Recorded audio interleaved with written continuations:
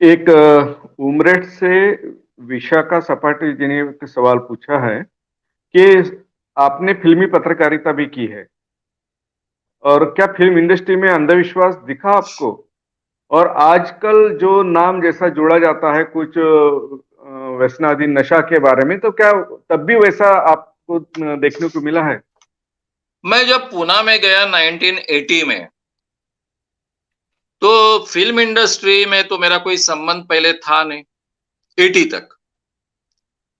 नागपुर जैसे शहर में कोई फ़िल्म का तो कुछ होता नहीं है। नाटक भी बहुत कम आते हैं, लेकिन फ़िल्में बहुत देखता था। तो मैंने खुद होकर मेरे मनोहर का जो वीकली था, उसका फ़िल्मी कॉलम माँग लिया, नाटक का भी कॉलम अपनी ओर लिया। और आगे चलकर मुझे मुकुंदराव जी किर्लोस्कर जो मेरे संपादक थे, उन्होंने ये मुझे सहूलियत दी कि महीने में 2 बार मैं मुंबई जाकर भी इसको कवर करूँ। इसलिए मुझे बहुत अच्छा अवसर आगे चलकर मिला। अंधविश्वास की बात देखें तो उस ज़माने में भी फ़िल्मी लाइन में और नाटक के क्षेत्र में बहुत अंधविश्वास थे। कलाकारों के क्षेत्र में अंधविश्वास उनके जीवन का हिस्सा होता है। उनके प्रोग्रामिंग में ही ये बड़े पैमाने पर बात आ जाती है। गुरु से लेकर तो सब चीज़ों के साथ में ये बात आ जाती है। और वैसे भी आम इंसान के मन में अंधविश्वास बहुत होते हैं, तो वहाँ क्षेत्र में काम करने वाले इंसानों में भी अंधविश्वास होते हैं।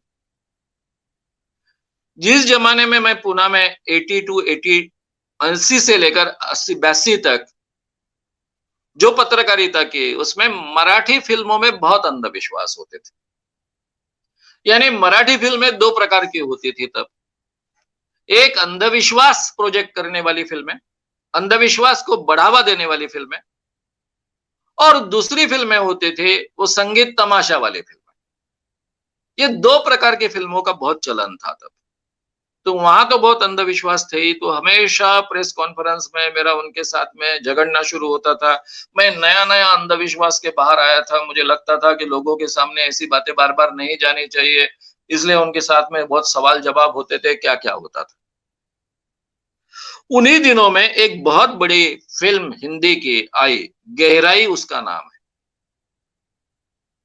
आज भी ये फ़िल्म हमको यूट्यूब पर देखने को मिलती है। इसमें डॉक्टर श्रीराम लागू ने काम किया था। पद्मिनी कोल्हापुरे थी।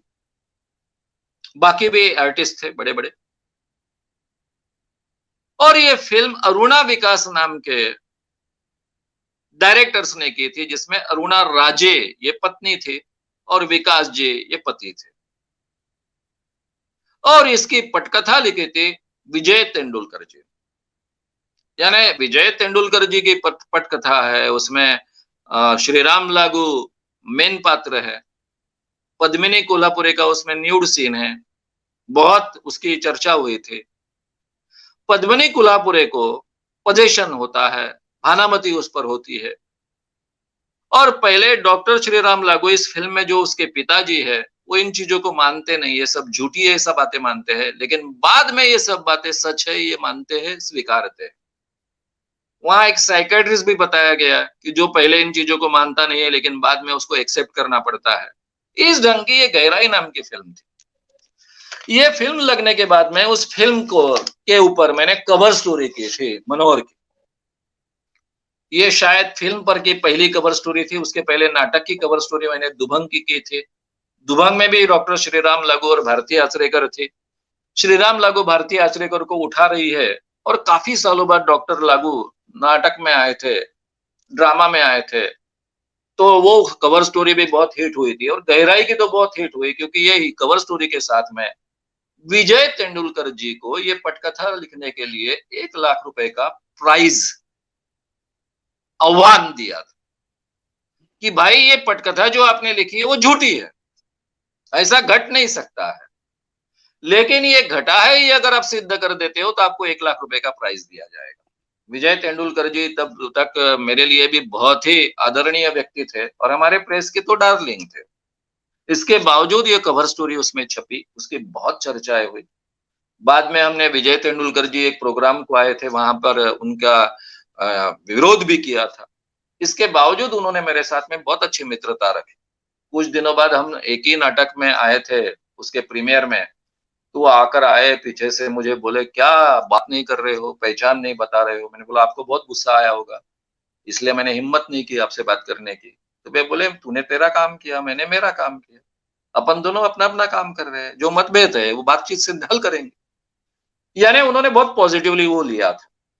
तो एक गहराई नाम का चित्रपट आज भी उपलब्ध है, बहुत इफेक्टिव सिनेमा है। उसमें श्रीराम लागू जैसे जो अपने जीवन में भी बहुत रैशनल व्यक्ति है, उनका रैशनैलिटी का पराभव होते हुए दिखाया है और वो अंधविश्वास को स्वीकारते ऐसा बताया है। बाकी मैं मुंबई भी बहुत कवर करता था, काफ़ी आर्टिस्ट को देखता था, बहुत अंधविश्वासी थे। लेकिन उनके साथ में एक लिमिट से ज़्यादा बात नहीं हो पाती थी।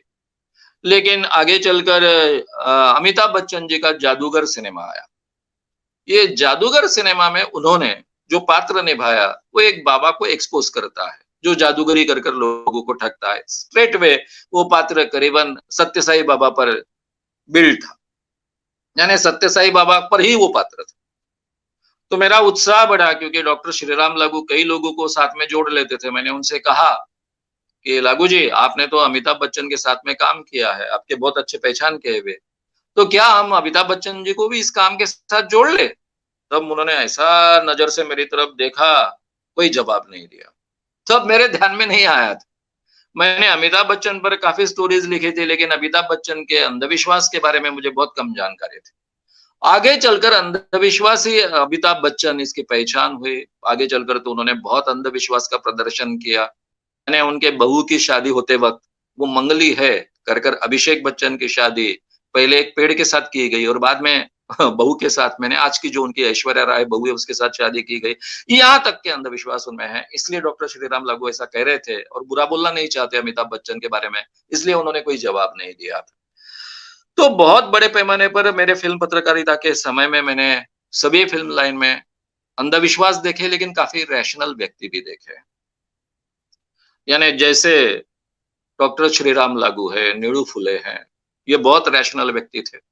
और भी काफ़ी रैशनल बलराज साहनी के बारे में बार-बार सुनाई देता था कि वो बहुत ही रैशनल हैं।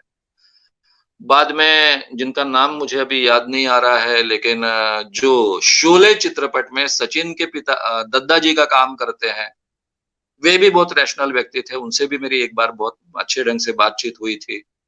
तो ऐसे छिट-पुट रैशनैलिटी रखने वाले कुछ व्यक्ति मिले, लेकिन ज़्यादातर लोग इसमें फ़िल्म पत्रकारिता में और ख़ासकर कलाकारों में, डायरेक्टर्स में, प्रोड्यूसर्स में अंधविश्वासी ज़्यादा मिले। उसमें कुछ अपवाद होते हैं। आज के ज़माने में ये अपवाद ज़्यादा है, उस ज़माने में कम थे।